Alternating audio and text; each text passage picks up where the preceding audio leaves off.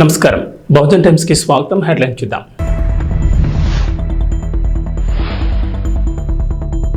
AP ప్రజలకు good news. Chandranna బీమా పథకాన్ని అమలు చేసేందుకు ప్రభుత్వం సిద్ధం.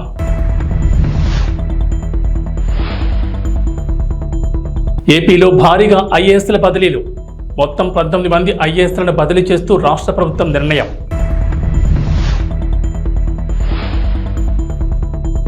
బీఆర్ఎస్ కు మరో షాక్. కాంగ్రెస్ కూటికి రాజేంద్రనగర్ ఎమ్మెల్యే ప్రకాష్ గౌడ్.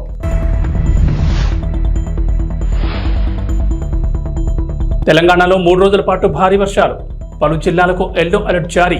ఆంధ్రప్రదేశ్ ప్రభుత్వం చంద్రన్న బీమా పథకాన్ని అమలు చేసేందుకు సిద్ధమైంది. ఈ మేరకు ఈ పథకానికి సంబంధించిన అర్హతలు, అవసరమైన డాక్యుమెంట్లకు సంబంధించిన సమాచారం సోషల్ మీడియాలో వైరల్ అవుతోంది. చంద్రన్న బీమా పథకం ద్వారా ప్రభుత్వం ఏపీలోని పేద, అసంఘటిత కార్మికుల కుటుంబాలకు భద్రత కల్పిస్తోంది. ఈ పథకం కింద మరణం, శాశ్వత వైకల్యంతో బాధపడుతుంటే బీమా మొత్తాన్ని లబ్ధిదారుడు కుటుంబానికి అందిస్తారు. చంద్రన్న బీమా కింద 1.5 లక్షల నుంచి 10 లక్షల వరకు బీమా కవర్ అవుతుంది. 15 రోజుల్లోపు లబ్ధిదారుల కుటుంబ సభ్యుల బ్యాంక్ ఖాతాలోకి జమ అవుతుంది. ఈ మొత్తంతో పాటుగా 10,000 తక్షణ ఆర్థిక ఉపశమనం కూడా ఏపీ ప్రభుత్వం ఇవ్వనుంది. ఈ పథకం కింద లబ్ధిదారుడు సంవత్సరానికి 15 రూపాయల ప్రీమియం చెల్లించాల్సి ఉంటుంది. ప్రభుత్వం లబ్ధిదారుడికి ఒక గుర్తింపు కార్డును అందిస్తుంది. అందులో ప్రత్యేకమైన గుర్తింపు సంఖ్య, పాలసీ సంఖ్య ఉంటుంది. క్లెయిమ్ మొత్తం ప్రత్యక్ష బ్యాంక్ బదిలీ పద్ధతి ద్వారా నేరుగా బ్యాంక్ అకౌంట్లోకి జమ చేస్తారు.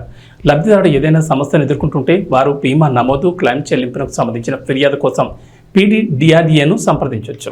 ఆంధ్రప్రదేశ్ డిప్యూటీ సీఎం పవన్ కళ్యాణ్ వినూత్న నిర్ణయం తీసుకున్నారు. తనను కలిసేందుకు వచ్చేవారు బొకేలు, విగ్రహాలు, శాలువాలు తీసుకురావద్దని విజ్ఞప్తి చేశారు. వాటి బదులు ప్రజలకు ఉపయోగపడే వస్తువులు తీసుకురావాలని పవన్ కళ్యాణ్ కోరారు. తనను కలిసేందుకు వచ్చేవారు కళ్లకు ఇంపుగా కనిపించేవి, కనులకు నిండుగా కనబడేవి కాదు, 10 మంది కడుపు నింపేవి, పేదలకు ఉపయోగపడేవి తీసుకొస్తే బాగుంటుందన్నారు. ఈ పిలుపు మేరకు జనసేన పార్టీల ఎంపీలు ముందుకొచ్చారు. పవన్ కళ్యాణ్ కలవడానికి వచ్చిన సమయంలో బొకేకు బదులుగా కూరగాయల బుట్టను బహుకరించారు. ఈ వినూత్న ఆలోచనతో ముందుకొచ్చిన ఎంపీలు బాలశౌరి, ఉదయాలను పవన్ కళ్యాణ్ అభినందించారు. బొకేలు, శాలువాలకు బదులు కూరగాయలు తీసుకొస్తే అనాథాశ్రమాలకు ఉపయోగపడతాయన్నారు పవన్ కళ్యాణ్. బొకేలు, శాలువాలు కొనుగోలు చేసే డబ్బులతో అన్నా క్యాంటీన్లో కూడా సాయం చేయొచ్చని, విగ్రహాలు, శాలువాలు తీసుకురావద్దని, వాటిని ఏం చేయాలో కూడా తెలియడం లేదన్నారు. ఎంపీలు మొదలుపెట్టారు. అందరూ ఇలాగే చేయాలని కోరారు. బొకేలు, శాలువాలు బదులు కూరగాయలు మాత్రమే కాదని, వారికి తోచిన విధంగా పేదలకు ఉపయోగపడే విధంగా ఏదైనా సాయం చేయొచ్చన్నారు. శాలువాలు, బొకేలు బదులు ప్రజలు ఏదైనా సాయం చేసే ప్రయత్నం చేయాలని కోరారు. డిప్యూటీ సీఎం పవన్ కళ్యాణ్ తీసుకున్న వినూత్న నిర్ణయాలపై ప్రశంసల వర్షం కురుస్తోంది. ఆంధ్రప్రదేశ్లో మరోసారి ఐఏఎస్ అధికారుల్ని ప్రభుత్వం బదిలీ చేసింది. మొత్తం 19 మంది ఐఏఎస్లను బదిలీ చేస్తూ రాష్ట్ర ప్రభుత్వ ప్రధాన కార్యదర్శి నీరబ్ కుమార్ ప్రసాద్ ఉత్తర్వులు జారీ చేశారు. స్టాంప్స్ అండ్ రిజిస్ట్రేషన్స్ ప్రత్యేక సీఎస్గా ఆర్పి సిసోడియాను నియమించారు.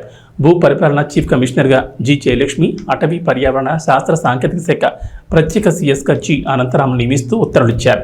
గ్రామ వార్డు సచివాలయాల శాఖ బాధ్యతల నుంచి అజయ్యను రిలీవ్ చేయగా వ్యవసాయ శాఖ డైరెక్టర్ హరికిరణ్ ను ప్రభుత్వం బదిలీ చేసింది. తెలంగాణలో రాజకీయ పరిణామాలు రోజురోజుకు మరింత ఆసక్తికరంగా మారుతున్నాయి. రేవంత్ రెడ్డి మొదలుపెట్టిన ఆపరేషన్ ఆకర్ష్లో భాగంగా ఇప్పటికే ప్రతిపక్ష బీఆర్ఎస్ పార్టీకి చెందిన 7 సిట్టింగ్ ఎమ్మెల్యేలు, 6 ఎమ్మెల్సీలు కాంగ్రెస్ కండువా కప్పుకోగా ఇప్పుడు మరో ఎమ్మెల్యే షాక్ ఇచ్చారు. రాజేంద్రనగర్ ఎమ్మెల్యే ప్రకాష్ గౌడ్ కూడా కాంగ్రెస్ కూటికి చేరుకునేందుకు సిద్ధమయ్యారు. ఇప్పటికే కాంగ్రెస్ నాయకత్వంతో చర్చలు పూర్తయ్యాయని, కండువా కప్పుకోవడమే తరువాయిగా మారిందని తెలుస్తోంది. రేపు సీఎం రేవంత్ రెడ్డి సమక్షంలో ప్రకాష్ గౌడ్ కాంగ్రెస్ తీర్థం పుచ్చుకోనున్నట్లు సమాచారం. ప్రకాష్ గౌడ్తో పాటు మరో 2 మున్సిపల్ చైర్మన్లు కూడా కాంగ్రెస్ కూటికి చేరుకోనున్నారు.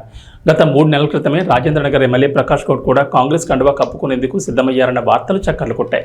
కాంగ్రెస్ రాష్ట్ర నాయకత్వంతో చర్చలు కూడా పూర్తయ్యాయని, ఇక కండువా కప్పుకోవడమే తరువాయన్న సందర్భంలో బీఆర్ఎస్ పెద్దలు రంగంలోకి దిగారు. ప్రకాష్ గౌడ్తో మంతనాలు జరిపారు.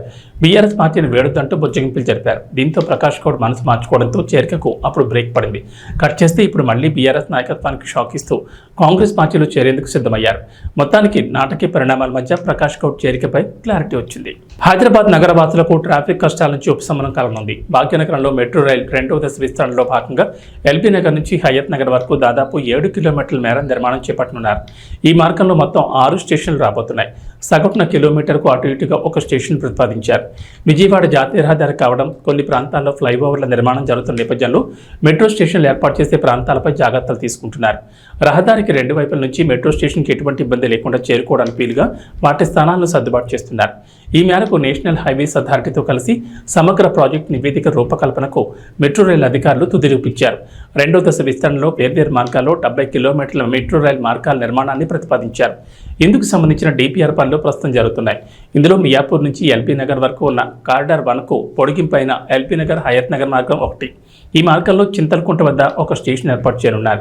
ఎల్బీ నగర్ నుంచి చింతలకుంట వరకు మధ్యలో మెట్రో రైల్ మార్గం ఉంటుంది. మిగతా 5 స్టేషన్లు ఎక్కడెక్కడ అనేది త్వరలోనే స్పష్టత రానుంది.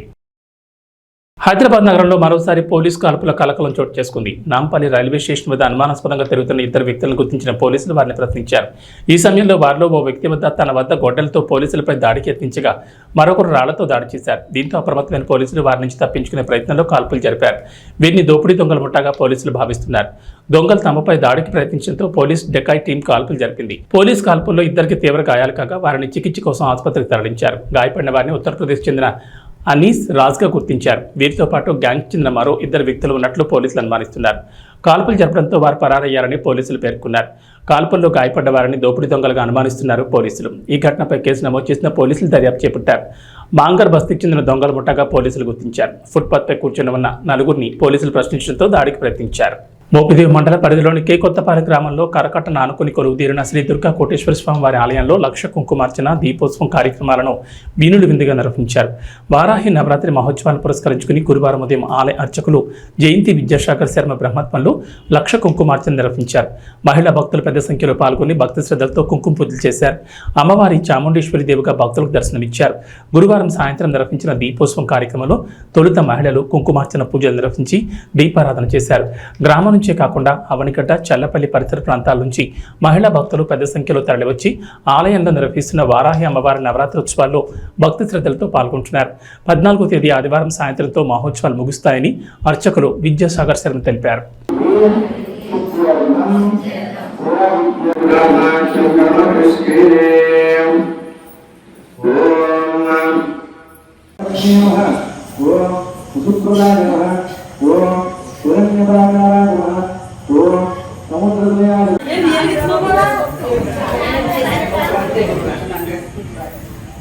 మగవాళ్ళు కూడా వెలిగించవచ్చు.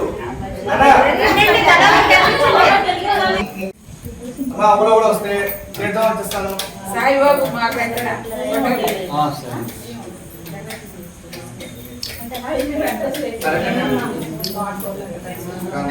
అనుగ్రహ ప్రసాద సిద్ధి ద్వారా మమ మనస్సంకల్ప సిద్ధ్యర్థం మమ సంపూర్ణ ఉపచార పూజ సహిత సంపూర్ణ లక్ష కుంకుమార్ఘ్యర్థం మమ ఉన్నత స్థానే సకల ప్రాతఃకాల శుభదినే శుభ సమయే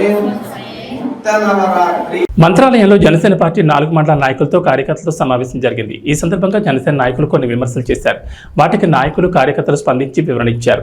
2019 ఎన్నికల్లో ఎమ్మెల్యేగా మంత్రాలయం నియోజకవర్గంలో పోటీ చేసి ఓడిపోయాను. జనసేన పార్టీ అధిష్టానం ఆదేశం ఏమిటంటే ఎమ్మెల్యేగా పోటీ చేసి ఓడిపోయిన వారే ఆ నియోజకవర్గ ఇన్ఛార్జిగా కొనసాగుతారని చెప్పారు. తాను అప్పటి నుంచి మంత్రాలయం నియోజకవర్గంలో 4 మండలాల్లో ప్రతి గ్రామంలో పర్యటించి కార్యకర్తల సమావేశాలు ఏర్పాటు చేసి కార్యకర్తలను చైతన్యపరిచి పార్టీని బలోపేతం చేశాను. కొన్ని గ్రామాల్లో జనసేన పార్టీ జెండా ఎగురవేశాను. నియోజకవర్గ ఇన్ఛార్జీలకు అంతకుముందు లెటర్ ప్యాడ్లు ఏమిచ్చినా అనంతరం నవంబర్ 2023 14 నియోజకవర్గాల అసెంబ్లీ కాన్స్టిట్యున్సీ లీడర్స్గా అధిష్టానం లెటర్ ప్యాడ్స్లో పంపడం జరిగింది. మిగిలిన 13 నియోజకవర్గాల్లో లేని సమస్య మంత్రాలయం నియోజకవర్గంలోనే ఎందుకు వచ్చింది? ఇప్పుడు ఆ నియోజకవర్గాల్లో వాళ్ళు ఇన్ఛార్జీలుగా కొనసాగుతున్నారా లేదా? నేను నా పైన వాళ్లకు ఫోన్ చేయడం జరిగిందని, మీరు ఇన్ఛార్జ్ కాదని ఎవరు చెప్పారని అన్నారు. కౌతాళ గ్రామం నుంచి పెద్ద సంఖ్యలో మంత్రాలయానికి వచ్చి జనసేన పార్టీ ఇన్ఛార్జ్ వాల్మీకి లక్ష్మణ్ ఆధ్వర్యంలో జనసేన పార్టీలో చేరారు. సులేకేరి గ్రామం నుంచి కూడా వచ్చిన ప్రజలు జనసేన పార్టీలో చేరారు. వాళ్ళందరూ కూడా పవన్ కళ్యాణ్ మీద అభిమానంతో జనసేన పార్టీ ఆశయాలను మెచ్చి పార్టీలో చేరామని, ఇక నుంచి పవన్ కళ్యాణ్ జనసేన పార్టీకి అండగా ఉండి పార్టీ పటిష్టత కోసం కృషి చేస్తామని తెలిపారు. లీడర్లు అయితేనేమి చాలా మంది కూడా చాలా కృషి చేశారు. గెలుపునకు చాలా వాళ్ళ శక్తివంతం లేకుండా కృషి చేశారు. ఇకపోతే ముఖ్యమైన క్లారిటీ ఇవ్వదలుచుకున్నాను. ఎవరైనా మా కార్యకర్తలు కూడా చాలా మంది కూడా నాయకులు చెప్పిన దానికి మా కార్యకర్తలే జవాబు ఇవ్వడం జరిగింది. ఇంకా ఫైనల్ గా నేను మీకు చెప్పదలుచుకున్నది ఏమంటే, మా మంత్రాలయం నియోజకవర్గంలో ఉండే నాయకులైతేనేమి, కార్యకర్తలైతేనేమి, క్రియాశీలక సభ్యులైతేనేమి ప్రతి ఒక్కరికి నేను ఒక క్లారిటీ ఇవ్వదలుచుకున్నాను. అది ఏమిటంటే నవంబర్ నెల 23వ తారీఖున పార్టీ ఒకటి ఆదేశించింది. ఏమని ఆదేశించింది? 14 నియోజకవర్గాల కాన్స్టిట్యూన్సీ లీడర్స్ అనేది ఒకటి మాకు లెటర్ ప్యాడ్ లో ఇంటికి రావడం జరిగింది. అది మేము దాని ప్రకారంగా మేము నడుచుకుంటున్నాము. కాబట్టి నా ఒక్కడే కాదు, ఇక్కడ మంత్రాల నియోజకవర్గం ఒకటే కాదు, 14 నియోజకవర్గాల్లో ఇప్పుడు దీంట్లో పేపర్లో ఎవరైతే ఉన్నారో వాళ్లే ఇన్ఛార్జీలుగా కొనసాగుతున్నారు. ఈ 13 నియోజకవర్గాల్లో లేని సమస్య మంత్రాలయంలో ఎందుకు వచ్చింది? కాబట్టి నేను ఒక క్లారిటీ ఇవ్వదలుచుకున్నాను. అది మేము 14 నియోజకవర్గాల్లో మేము ఇన్ఛార్జీలుగా కొనసాగుతున్నాము.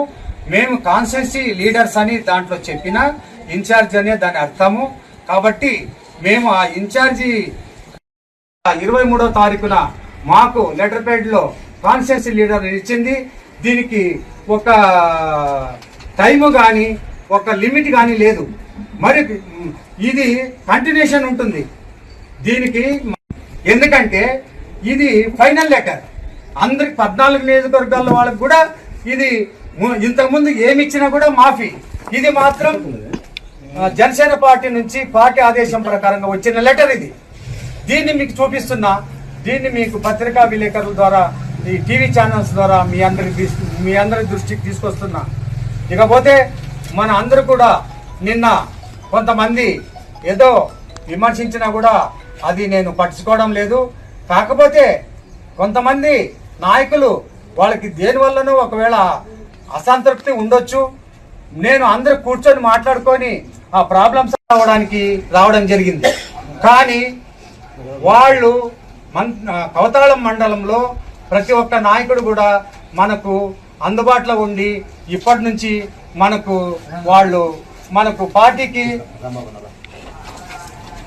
పార్టీకి అంకిత భావంతో పనిచేసి వీళ్ళందరూ కూడా పార్టీకి, పవన్ కళ్యాణ్ గారికి, మన జనసేన పార్టీకి కంకణబద్దులై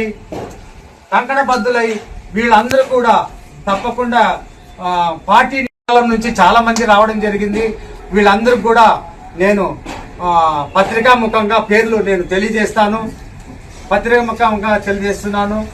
నేను మీ అందరికి కూడా ఒకే చెప్పదలుచుకున్నాను. ఇప్పుడు చేరిన వాళ్ళకి కూడా చాలా మంది వచ్చారు. వాళ్ళందరినీ కూడా నేను పార్టీ కండువలేసి ఆహ్వానించడం జరిగింది. వాళ్ళందరికీ కూడా నేను అండగా ఉంటా. ఏం సమస్య వచ్చినా నేను తీర్చడానికి నేను సిద్ధంగా ఉంటా. ఇప్పుడు ఈ సభాముఖంగా నేను చెప్పేది ఏమిటంటే సులేకేర్ నుంచి కూడా రావడం జరిగింది. సులేకేర్ నుంచి కూడా రావడం జరిగింది. కవతాళం టౌన్ నుంచి కూడా రావడం జరిగింది. తర్వాత వీళ్ళందరూ కూడా తొందరలో మేము మీటింగ్ ఏర్పాటు చేసి పెద్ద ఎత్తున అభ్యర్థులు అంటే చాలా మంది ప్రజలు మన పార్టీలోకి రావడానికి ఉవ్విళ్ళూరుతున్నారు. వాళ్ళందరికీ మరి సభ పెట్టి నేను తప్పకుండా వాళ్ళని అందరూ కూడా పార్టీలోకి ఆహ్వానిస్తా. ఇకపోతే ఇక్కడ ఉన్న వాళ్ళకి కూడా అందరికీ నేను చెప్తున్నా ఒకే మాట. ఎందుకంటే వీళ్ళను ఎప్పుడు కూడా నేను కంటికి రెప్పలా కాపాడుకుంటాను. ఎవరికి ఏ సమస్య వచ్చినా నేను అండగా ఉంటా. నేను దాంట్లో వెనుకొచ్చే ప్రసక్తే లేదు. మన కోసిక మండలం నుంచి వీరారెడ్డి ఉన్నాడు, తర్వాత పెద్దగడమ మండలం నుంచి బజార్ ఉన్నాడు, తర్వాత కవతాళం మండలం నుంచి మన సింగరాయకొండ మేజర్ పంచాయతీలో వైసీపీకి చెందిన సర్పంచ్ తాటిపర్తి వనిజ, పంచాయతీ కార్యదర్శి రామకోటయ్య మధ్య వార్ పతాక స్థాయికి చేరుకుంది. ప్రకాశం జిల్లా సింగరాయకొండ మండలంలో మేజర్ పంచాయతీ అయిన సింగరాయకొండ పంచాయతీలో జూనియర్ అసిస్టెంట్ తన గదికి తాళం వేసుకుని సెలవుపై వెళ్లడం జరిగింది. పంచాయతీ కార్యదర్శి జూనియర్ అసిస్టెంట్ రికార్డులు మాయించేసి అవినీతి చేస్తున్నారంటూ రికార్డు అసిస్టెంట్ గదికి వేసిన తాళంపై మళ్లీ తాళం వేశారు సర్పంచ్ వనజ. గదికి తాళం వేసిన విషయంపై ప్రకాశం జిల్లా జాయింట్ కలెక్టర్ ఫిర్యాదు చేశారు జనసేన నాయకులు. ఫిర్యాదుపై విచారణకు వచ్చిన డీపీఓ ఉషారాణి పంచాయతీలో జరుగుతున్న విషయాలపై నామమాత్రంగా విచారించి అవినీతి చేసిన వారిపై చర్యలు తీసుకుంటామని వెళ్లిపోయారు. ఈ రోజు కార్యదర్శిపై అధికారుల నుంచి ఉత్తర్వులు వచ్చాయంటూ హడావిడిగా రికార్డు గదికి వేసిన తాళాలు పోలీసుల సమక్షంలో పగలగొట్టి రికార్డులు స్వాధీనం చేసుకున్నారు. సర్పంచ్ సమక్షంలోని పూర్తి విచారణ చేపడతామని చెప్పిన అధికారులు పంచాయతీ సర్పంచ్కి సమాచారం ఇవ్వకుండా అవినీతికి పాల్పడిన కార్యదర్శి చేత తాళాలు పగలగొట్టి రికార్డులు స్వాధీనం చేసుకోమని ఎలా ఆదేశాలు ఇస్తారని అధికారులపై మండిపడుతున్నారు సర్పంచ్ వర్గీయులు.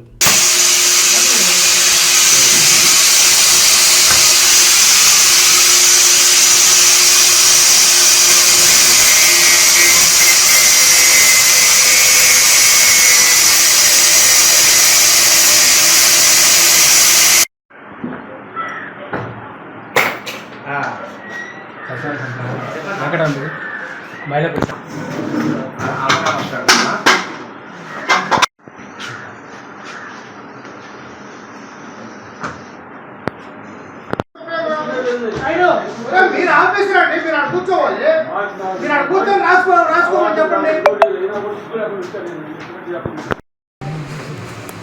ఇంటి పన్ను కోసం ఇచ్చిన అర్జీ, ఇంటి పన్ను కోసం ఇచ్చిన అర్జీ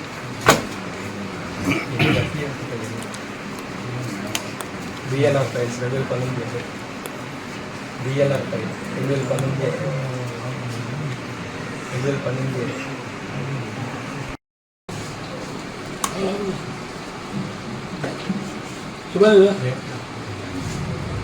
register of deposits 2008, register of deposits 2008.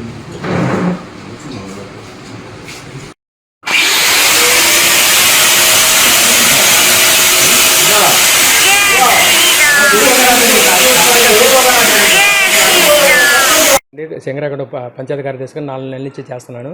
3 నెలల నుంచి గుమస్తా సిహెచ్ విజయకృష్ణ ఆఫీస్కి గైరాజరడం వలన జిల్లా పంచాయతీ అధికారి తాళాలు పగలగొట్టమని ఆర్డర్ ఇచ్చున్నారు. పోయిన నెల జూన్ 20 తారీఖు ఇచ్చారు. కొన్ని అనివార్య కార్యక్రమంలో తాళాలు ఓపెన్ చేయకపోయాము.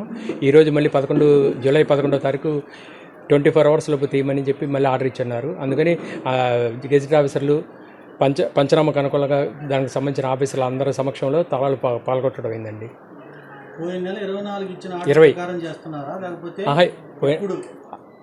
ఈరోజు పోయిన నెల 20 తారీఖు ఆర్డర్ ఇచ్చారు. రిమైండర్కి మళ్ళీ ఈరోజు ఇంకో ఆర్డర్ ఇచ్చారు, మళ్ళీ 24 hours తీయమని. అందుకని ఈరోజు తాళం తీసాను.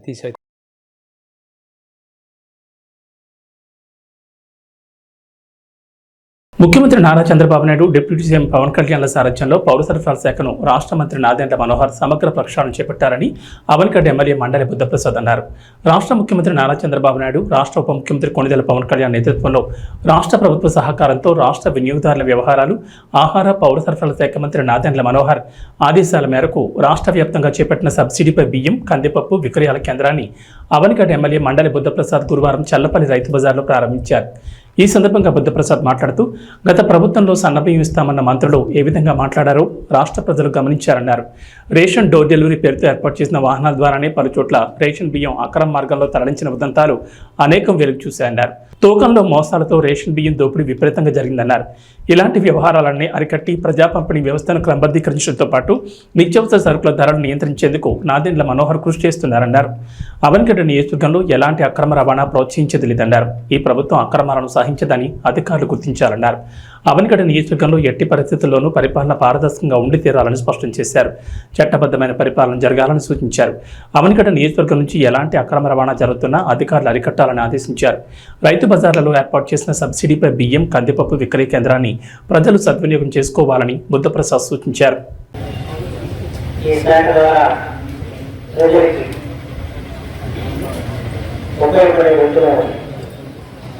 కార్యక్రమం చేయాలని ప్రారంభం చేసి మొట్టమొదటిగా ఈరోజున ఈ సరస్వైన ధరలో నాణ్యమైన సరుకులు అమ్మకాలు పెట్టి ఈ కార్యక్రమాన్ని ఇక్కడ ప్రారంభించడం జరిగింది.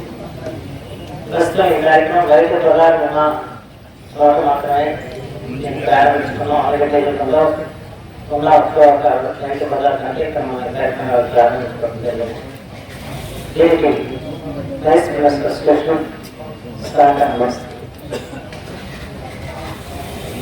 దీంట్లో మనకి ఇవాళ కందిపప్పు బయట దాదాపు 180 రూపాయలు, దాని రోజున 160 రూపాయలు మనం అందుతుంది.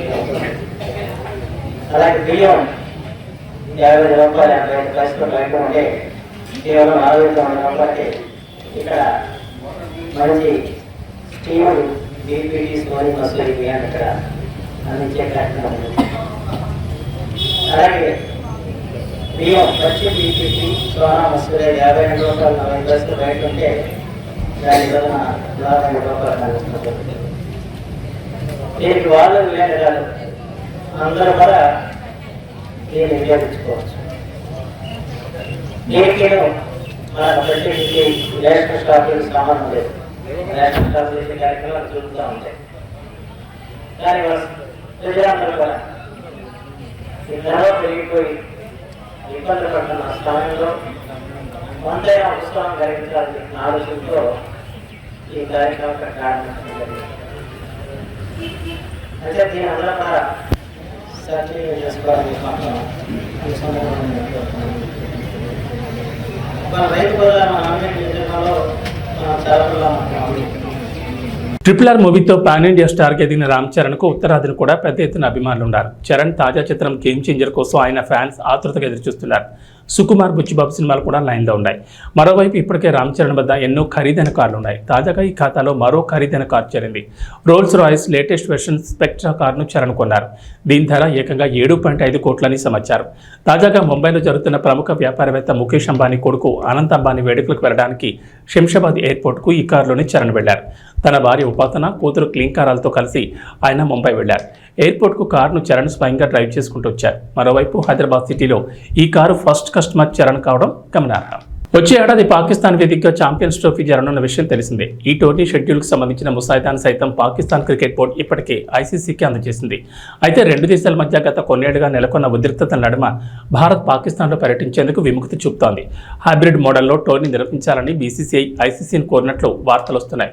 ఈ వివాదం కొనసాగుతుండగానే పాకిస్తాన్ మాజీ ఆల్రౌండర్ షాహిద్ అఫ్రిది విరాట్ కోహ్లీని ఉద్దేశించి ఆసక్తికర వ్యాఖ్యలు చేశారు. ఇరు దేశాల మధ్య ఉద్రిక్తతలను పక్కన పెట్టి విరాట్ కోహ్లీ ఒకసారి పాకిస్తాన్లో పర్యటించాలని అఫ్రిది కోరాడు. భారత స్టార్ ప్లేయర్ విరాట్ ఒక్కసారి పాకిస్తాన్ గడ్డపై అడుగుపెడితే ఇక్కడ అభిమానుల నుంచి లభించే ప్రేమాభిమానులకు ముగ్ధరవుతాడని చెప్పుకొచ్చాడు.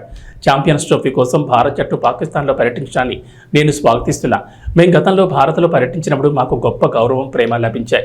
భారత్ చివరిసారిగా 2005లో పాకిస్తాన్లో పర్యటించినప్పుడు కూడా ఇదే జరిగింది. భారత్, పాకిస్తాన్ దేశాల్లో ఆయా జట్ల పర్యటనలను రాజకీయాలకు దూరంగా ఉంచాలి. రెండు జట్లు తలపడడాన్ని మించింది మరొకటి లేదని షాహిద్ అఫ్రిది అన్నాడు. ఇక వాతావరణ విషయానికి వస్తే అల్పపీడన ద్రోణి ప్రభావంతో రాష్ట్రంలో 3 రోజుల పాటు భారీ వర్షాలు కురుస్తాయని వాతావరణ శాఖ తెలిపింది. శుక్రవారం నుంచి ఆదివారం వరకు పలు జిల్లాల్లో భారీ వర్షాలకు అవకాశం ఉందని పేర్కొంది. ఈ మేరకు ఎల్లో అలర్ట్ హెచ్చరికలు జారీ చేసింది. ఆదివారం కొమరం భీం, ఆసిఫాబాద్, మంచిర్యాల, నిర్మల్, నిజామాబాద్, జగిత్యాల, పెద్దపల్లి, జయశంకర్ భూపాల్పల్లి, ములుగు, భద్రాద్రి కొత్తగూడెం, సంగారెడ్డి, మెదక్, కామారెడ్డి తదితర జిల్లాల్లో ఉరుములు, మెరుపులు, ఈదురుగాలతో కూడిన భారీ వర్షాలు పడతాయని తెలిపింది. గురువారం తూర్పు మధ్య తెలంగాణలోని పలు చోట్ల మోస్తరు నుంచి భారీ వర్షాలు కురిశాయి. ఉత్తర, తూర్పు, మధ్య తెలంగాణలో శుక్రవారం సాయంత్రం మోస్తరు నుంచి భారీ వర్షాలకు అవకాశం ఉందని ఐఎండీ అంచనా వేసింది. దక్షిణ తెలంగాణలో అక్కడక్కడ తేలికపాటి జల్లులు పడతాయని పేర్కొంది. హైదరాబాద్ నగరంలోనూ సాయంత్రం వర్షం కురిసే అవకాశం ఉందని తెలిపింది. నైరుతి రుతుపవనాలు చురుగ్గా మారడంతో రాబోయే 2 వారాల్లో రాష్ట్ర వ్యాప్తంగా వర్షాలు కురుస్తాయని ఐఎండీ అధికారులు తెలిపారు. ఏబీ బులెటిన్ విశేషాలు. నమస్కారం.